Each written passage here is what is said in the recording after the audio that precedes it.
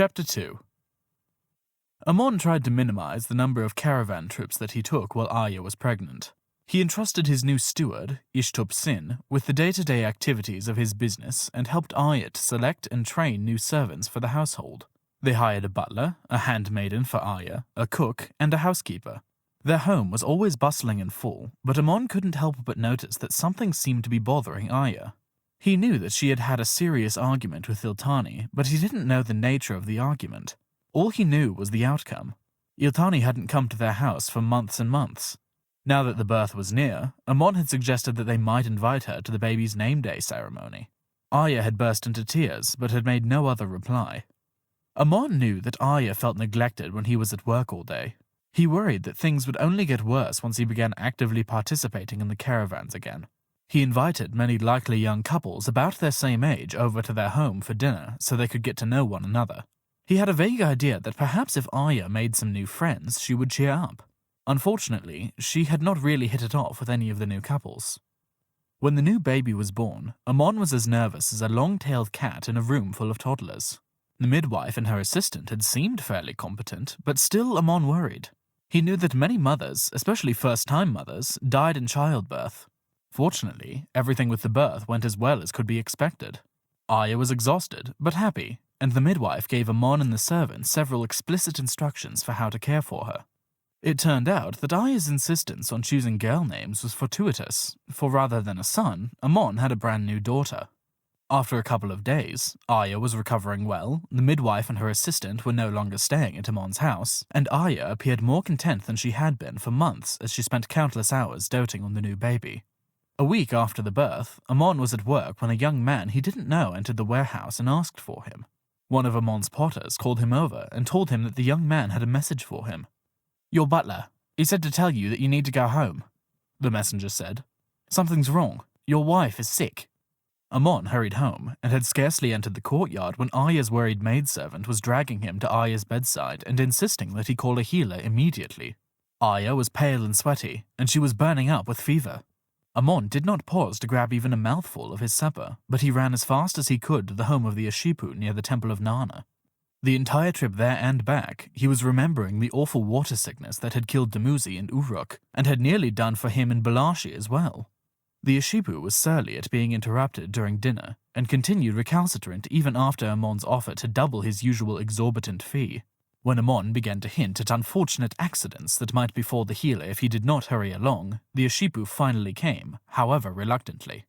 With images of the waxen skin and sunken eyes of Dumuzi haunting him the entire way home, Ammon paused only long enough to ensure that the Ashipu was making his diagnosis before he returned to the neighborhood near the temple and hunted up a much more pliant Asu. Ammon wasn't going to take any chances with Arya's health if he could help it, even if it meant all of his profits of the past 2 months had to be sacrificed to pay for both an herbalist and a healer. When he arrived home with the herbalist in tow, Ammon discovered that the healer had already gone. The man had stayed barely long enough to explain that the hand of Inanna had afflicted Arya in her feminine parts, as was common with new mothers. He had prescribed a small amulet to frighten away the demons sent by Inanna, as well as a sacrifice to be made to Inanna in her temple the next day. The herbalist seemed much more practical and helpful than the Ashipu had been, though he confirmed the Ashipu's diagnosis of the problem. He explained that the demons that afflicted Arya created a foul-smelling issue, and that cleaning away the issue would frustrate and eventually expel the demon. He made Ammon promise to wash the afflicted area with sesame oil 3 times per day. He had Ammon follow him back to his home, where he made an ointment by boiling several different plants and sheep fat, which he told Ammon to apply to the affected area once each night before bed. Now that he had something he could do, Ammon's feeling of helplessness began to abate somewhat. He gave the herbalist a healthy tip in addition to his fee, and then hurried home to apply the ointment, reasoning that the sooner she started treatment, the sooner she would be well. If anything, Arya's handmaiden, Sabit, was even more frantic with worry than Ammon, and she immediately took the sesame oil and ointment from him and went to tend to Arya, leaving Ammon with little Sarah. The baby seemed to sense something of her father's worry, for the entire time that he held her she fussed and cried so that both of them were irritable and out of sorts when they finally went to bed. The next morning, Arya looked much better, and she felt well enough to tease Ammon about his excessive worry, and about the amount of money that he'd spent. "You are every healer's dream," Arya said. "Worried, rich, and willing to throw 1 silver shekel after another as long as the problem remains." Worried and willing to throw silver, yes, but rapidly slipping from among the ranks of the rich. Ammon replied weakly. He was too concerned to really be able to put his heart into the exchange. Arya put an overwarm hand to his cheek and smiled. You worry too much, she said. Some pitiful little demon won't rid you of me so easily. I own you for decades and decades still. From your mouth to Enki's ears, Ammon said with such sincerity that Arya couldn't help but mock him some more. Arya's comment about owning him for decades made him remember something. He rifled through all of the various storage closets in the house until at last he found the burlap bag and the clay pitcher that contained the precious items he was searching for. Arya had pig-headedly refused to eat and drink the fruit and water of life until she deemed Ammon sufficiently penitent for the impulsive decision to risk his life by sneaking into the palace of Eridu. He had periodically tried to coax her into eating and drinking it, but so far she had flatly refused to do so. Maybe she would be willing to give it a try, now that she was feeling so ill. He went to Arya's side and offered her the fruit. Take some, he begged her. It grants strength and longevity, so maybe it will help to cure you. It is the food of the gods, so it might be poisonous to the demon. It still looks like a fuzzy dead caterpillar, she complained weakly. And it smells even worse. Isn't all medicine supposed to be horrible? Ammon asked. The demons hate it even worse than people do. That's how you know it will make you better. Now eat some. Arya obediently nibbled a corner of the fruit of life. When she sat up, bolt upright, Ammon found himself hoping that the fruit was taking immediate effect, but Arya only leaned over and vomited beside her bed. When he tried to offer her some of the water of life, she took barely a sip, then shook her head and refused to drink more. Sabbat was a stickler for doing exactly as the herbalist had prescribed. She vetoed Ammon's attempt to get her to apply the ointment more frequently, as well as refusing to use the sesame oil more than 3 times a day. Arya continued to feel better throughout the day, but she awoke groaning in the night, and she was worse than ever the next day. Ammon went to the herbalist again, upon whose recommendation he visited a different fellow, who the first herbalist assured him was the most well-respected and knowledgeable herbalist to be had in the entire city. The new herbalist resided next to the temple in an old and venerable-looking structure of costly baked brick. The stately and imposing home had large pillars holding up a tall vaulted roof. The Arsu appeared perfectly suited to his house, for he was tall and stately, with a well-trimmed salt-and-pepper beard and a very serious air. After Ammon explained Arya's symptoms, he stroked his chin gravely. It may well be that your wife is beyond all help of man, and her fate resides in the hands of the gods, the man stated in lugubrious tones. Surely not, Ammon objected desperately. There must be something you can sell me, something I can try. The man nodded slowly. He walked to a closed cupboard, ponderously opened a heavy door that squeaked in protest, and searched the contents until he found a bunch of dried herbs. He held the herbs out for Ammon's inspection. They had a unique, pleasing scent. This is oregano, a most efficacious plant for the treatment of all manner of wounds. I do not have any oil of oregano prepared, but it is essential to its curative properties to extract the oil before it is to be used in a poultice. I will prepare a distillation of the oil, which you may then apply directly to the wound as a poultice with a cloth. Return here in 4 or 5 hours, and I should have enough of the oil for you to begin treatment. Thank you, Ammon said in relief. Do not expect miracles, the Arsu warned. Your wife's symptoms are most grave. It may be that it is too late for even this cure to help. Ammon tried to shake the Arsu's warning out of his mind as he returned home to check on Arya. There had been no change in her condition, and as he waited for time to pass so he could return to the Arsu, Ammon was at his wit's end. He paced the floor while Sabbat watched him, concern evident in her expression. At last, he decided that there was something more he could try, so he went to the temple of Inanna and bought a dozen sticks of incense. He lit them one by one and said a brief prayer, and then he paid the priestess the full price of a bull and watched as the priest sacrificed the animal at the altar. He brought the meat of the sacrificed animal home to Arya, but she could barely taste it without retching. Sabbat made a mild soup with the beef from the sacrifice and made Arya drink some of the broth. Arya said that it made her feel better, but she was still completely pallid and hot with fever. Ammon found that he couldn't sit still. After more pacing, he went to the temple of Enki and bought another dozen sticks of incense, which he burned one after the other as he knelt and prayed the most sincere prayers he had ever said in his life. His prayer was a single litany which he repeated over and over 1,000, 10,000 times. Please don't let her die. Please, please don't let her die. By then, enough time had gone by that he could return to the Arsu for his medicine. He gladly paid the fee for a small clay bottle of oil and rushed home to Aya. When he finally arrived, he knew before he opened the door to the courtyard that his prayers had not been heard, and the new medicine would go to waste. The house was dark, and the only sound was that of Sabit's weak sobs, her tears and energy long since spent, for Aya had died shortly after Ammon had left to the Temple of Enki.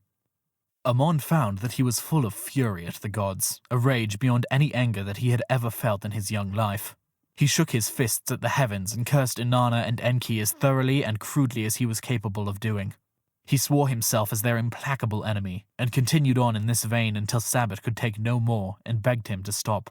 As his fury burned out, leaving only an empty, hollow shell behind, Ammon entered a period of despair so deep that he felt as if he had fallen into a bottomless pit.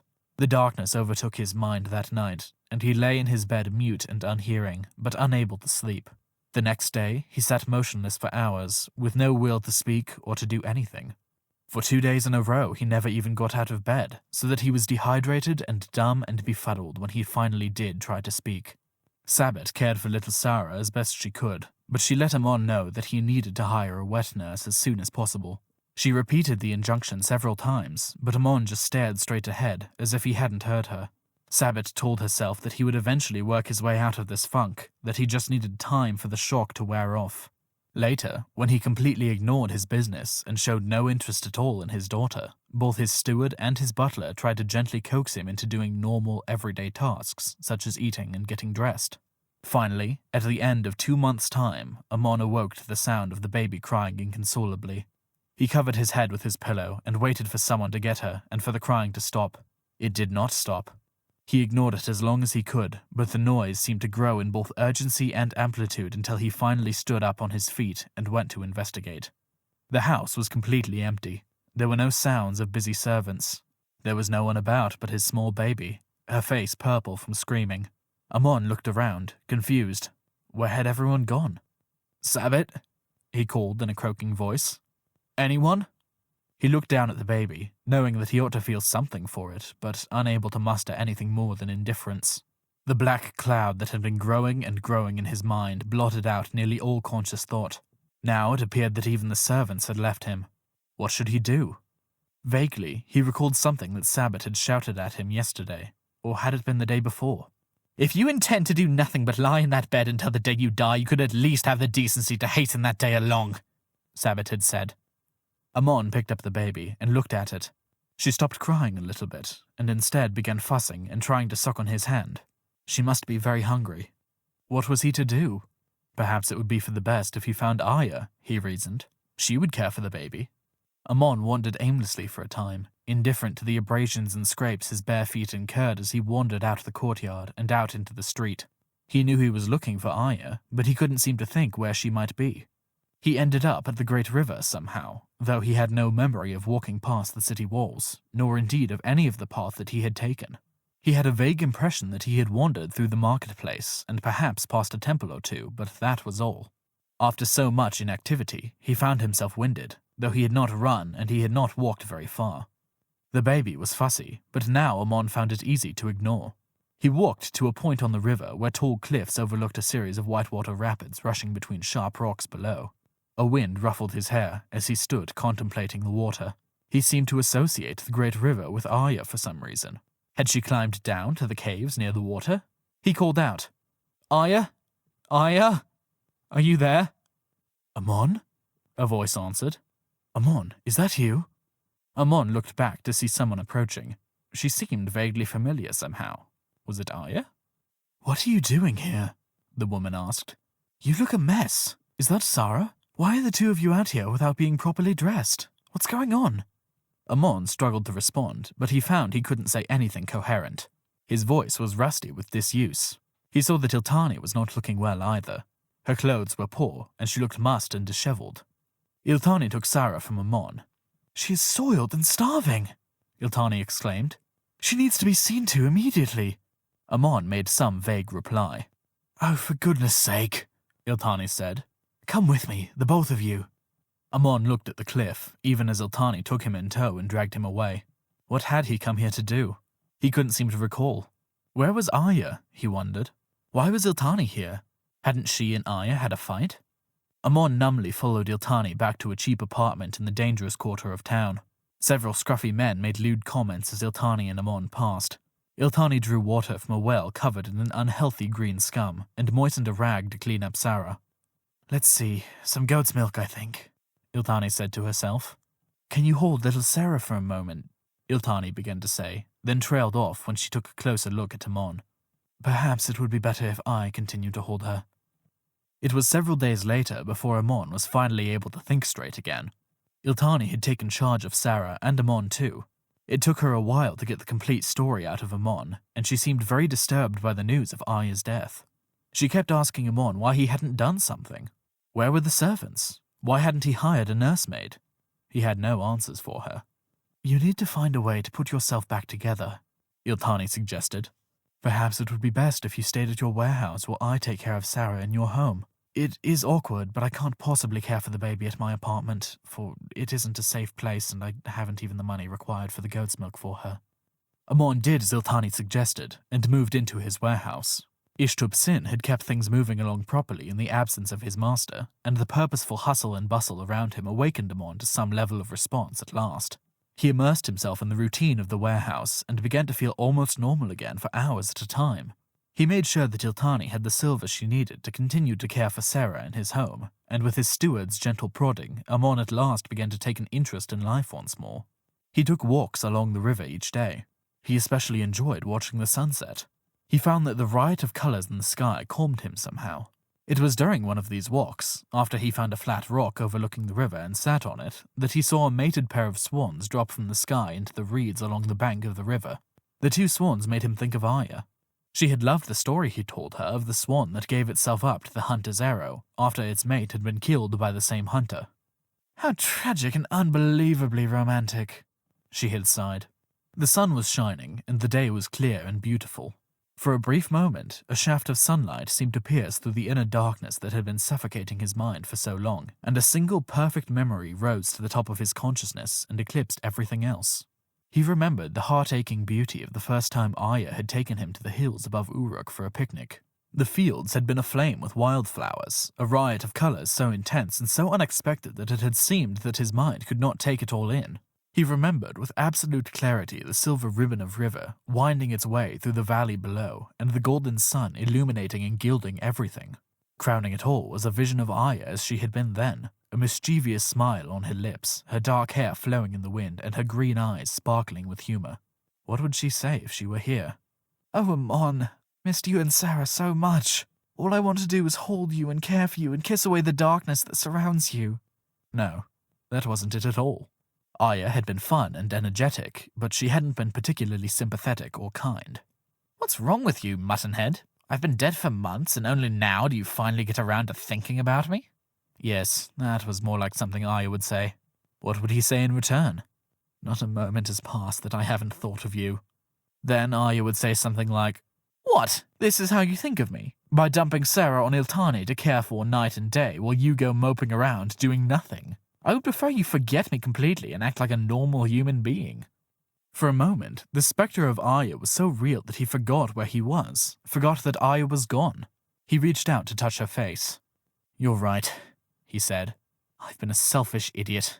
I can do better. Come back to me and I promise I will do better. The memory slowly vanished then, and the blackness came up in its place, threatening to swallow up that perfect day with Arya and all the rest of his brief time with her as irretrievably as if it had never been. Ammon stood on his feet and denied the darkness with every fiber and strand of his being. He shouted, No! With all the force of his voice and all the negation that he could bring his mind to bear. The gods had taken Arya from him, but he would not, could not, allow them to take her memory from him as well. His effort of will caused the darkness to recede then, and Ammon came to himself and recognized all that had passed and all that he had allowed to flow by him as he watched, mute and immobile. The shame of the burden he had placed on Iltani and the shame of having abandoned his daughter with no father for all of this time caused him a sharp pain of conscience. He welcomed the pain with open arms, for at least here was something that he could feel, something to replace the blank numbness that had engulfed him on the night Arya died. He sat on that rock, feeling regret and sadness both, struggling to gain control of his emotions before he went home again so that he could square up his shoulders and begin to carry the burden that he had carelessly dropped for others to bear. And as he sat on the rock, struggling with himself, he slowly became aware of all the life that was going on around him here at the riverside. The grass and the reeds, the bushes and the trees seemed to pulse with the fresh green vitality of the day. There was a hum of chirring insects and a sweet song of birds all around him. He watched a pair of swans with a trio of newly hatched chicks paddling about in the swampy shallows near the shore, the mother and father bracketing the baby birds to protect them from the predators lurking about in the shadows. A great ibis flared its wings as it landed, and then settled to strut about on its stilt-like legs, dipping its beak occasionally as it captured small shelled creatures and swallowed them whole. Next to him, a beautiful black and yellow butterfly landed on a red flower and began drinking the sweet nectar. Another butterfly of the same type approached the first and began fluttering around it in a dance of clear invitation. The two butterflies circled each other, pausing briefly here and there as they sought the perfect place to land. At last the pair came to rest not far from him, their wings opening and closing slowly as if they couldn't quite make up their minds whether to stop or continue their search. Suddenly, one of the butterflies was snatched in the implacable grasp of a praying mantis that had been invisible until that moment, its thin green body blending perfectly into the grass where it had patiently hidden. The butterfly struggled briefly, its delicate wings battering uselessly. The mantis ignored the butterfly's feeble efforts as it gorged itself. It chewed off the butterfly's wings, letting them flutter to the ground. Ammon stood then and retrieved one of the wings, turning it this way and that in the sunshine. The sun sparkled off some of the tiny scales, underscoring their delicate beauty. "Enki," Ammon prayed. "Enki, Enki." He couldn't think what to say. Why had the beautiful butterfly died? Why was a meal for the mantis worth the life of something so delicate and inspiring? "Enki, help me." He started to pray again, and then faltered once more. Should he pray for strength against the darkness? Forgiveness from Ishtop-Sin and Diltani and Sarah? "Enki, make me whole," he begged. Forgiveness he could earn, and strength he could develop, but he didn't want to slip back into that terrible half-life he had been leading. He felt no answering surge of strength, no divine light to expel the darkness. To his core, he was hollow and wretched and anything but whole. Had Enki heard his prayer at all? Ammon looked up at the sky for a moment, turned and walked back toward Ur, tucking the wing into the pocket of his tunic as he went.